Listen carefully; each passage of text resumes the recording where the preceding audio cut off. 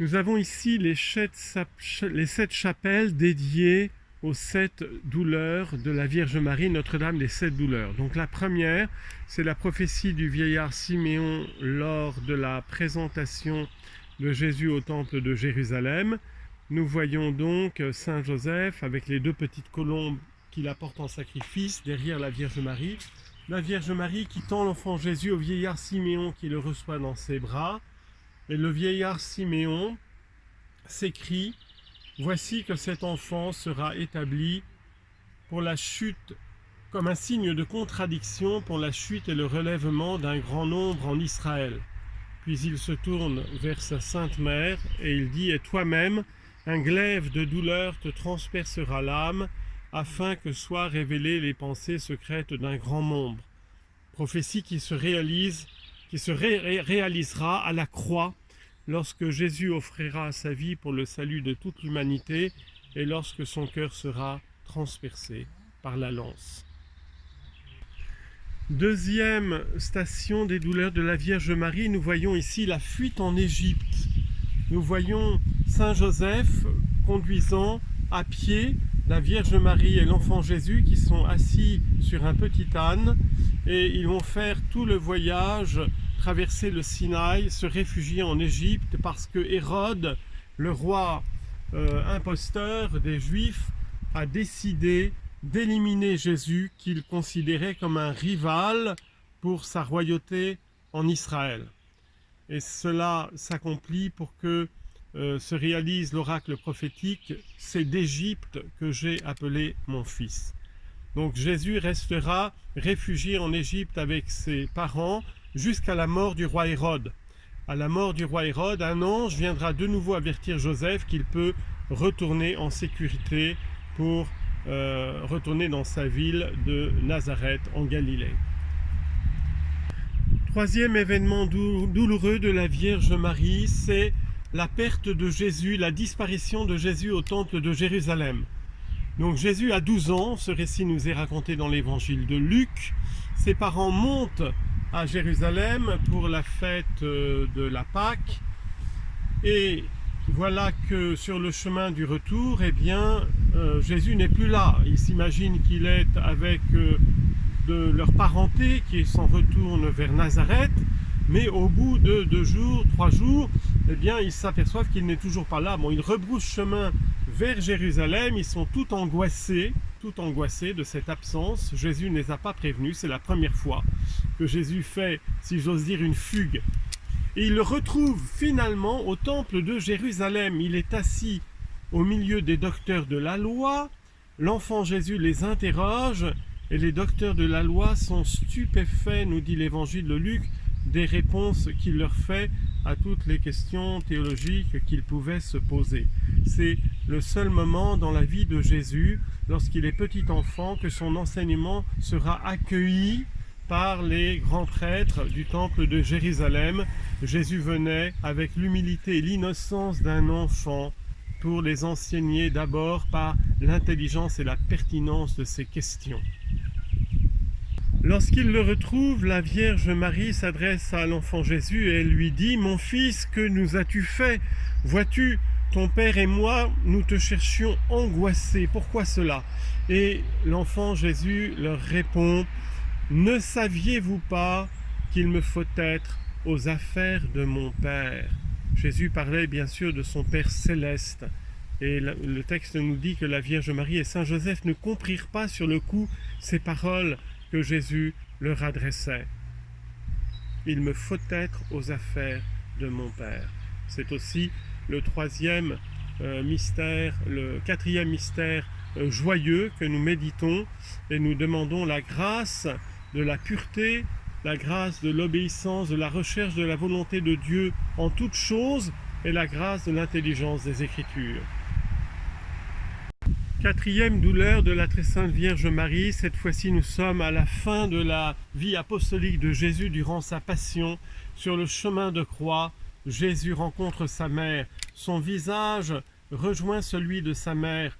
Et c'est à ce moment que Mel Gibson, dans son film sur la passion du Christ, met dans la bouche de Jésus ces paroles que nous retrouvons dans le livre de l'Apocalypse, « Voici que je fais toutes choses nouvelles ». Jésus a transformé la souffrance humaine de malédiction, elle est devenue une source de réconciliation, une source de miséricorde, une source de bénédiction. Jésus associe la Vierge Marie à son offrande. Jésus est consolé par la compassion de la Vierge Marie et ils sont un tous les deux pour offrir ses souffrances pour le salut du monde et la gloire du Père éternel. Cinquième douleur de Notre-Dame des Sept Douleurs, c'est lors de la mort de Jésus sur la croix. Nous voyons ici les soldats romains, un soldat qui pointe la lance pour percer le côté de Jésus. Nous voyons Sainte Marie-Madeleine effondrée au pied de la croix et nous voyons la Vierge Marie debout avec Saint Jean et une autre sainte femme.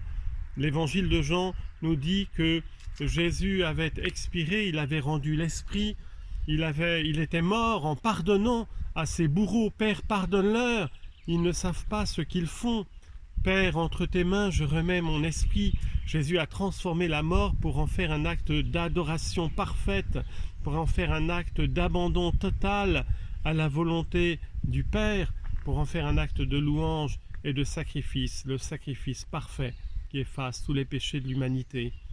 Jésus avait rendu l'âme, et voilà que un des soldats maintenant s'approche pour vérifier si Jésus était mort. Pourquoi?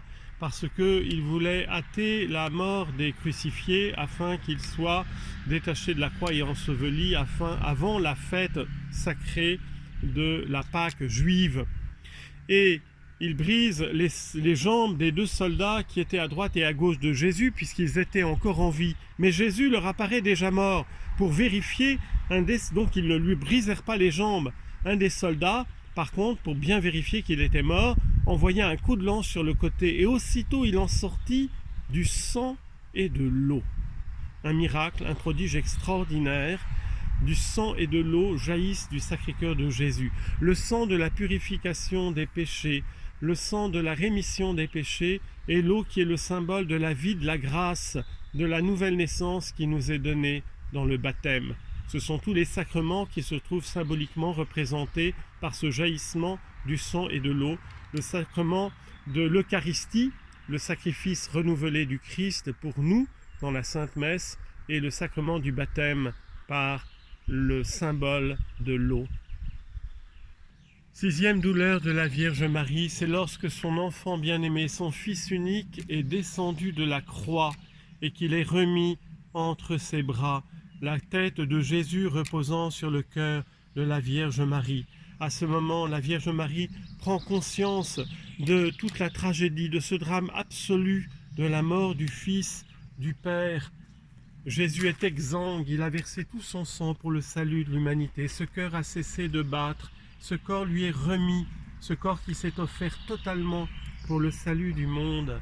Nous nous rappelons bien sûr de cette statue extraordinaire, la Pietà de Michel-Ange, qui se trouve dans la basilique Saint-Pierre de Rome, qui est tout à fait extraordinaire, puisque Michel-Ange a représenté quasiment à l'identique le visage du Christ et de la Vierge Marie. Pas un homme n'a plus ressemblé à sa mère que Jésus, en grâce, mais aussi dans son caractère physique. Et c'est extraordinaire de voir cet échange de regards ultime entre la mère et son fils.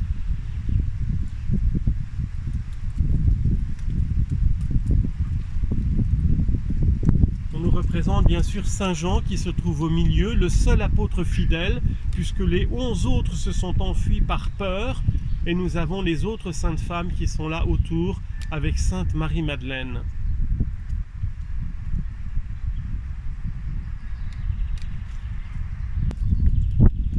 Alors cette septième douleur de la Vierge Marie, c'est lors de l'ensevelissement du corps de Jésus. Son Fils va lui être soustrait. Il y a cette dernière étreinte de la Vierge Marie qui contemple les blessures de son Fils bien-aimé, la marque des clous, la blessure au côté, qui ont été ouvertes pour notre salut et qui ne pourront jamais se refermer parce que c'est la source éternelle de la miséricorde qui jaillit pour toute l'humanité jusqu'à la fin des temps et pour l'éternité. Le corps du Christ va être enseveli dans ce tombeau, dans un tombeau qui était tout neuf, d'une grande valeur, qui avait été préparé là. Et l'âme de Jésus va maintenant descendre aux enfers dans le séjour des morts, dans la nuit du vendredi saint au samedi saint. C'est le mystère de la descente de l'âme de Jésus aux enfers, c'est-à-dire au lieu où séjournaient les âmes des justes fidèles. Ce n'est pas l'enfer de la damnation, c'est l'enfer, le lieu du séjour des morts, puisque tant que Jésus n'était pas ressuscité, personne ne pouvait entrer au paradis. Donc Jésus descend aux enfers, au séjour des morts, et là il va chercher Adam et Ève, et tous les saints justes qui attendaient sa résurrection pour les faire entrer au paradis.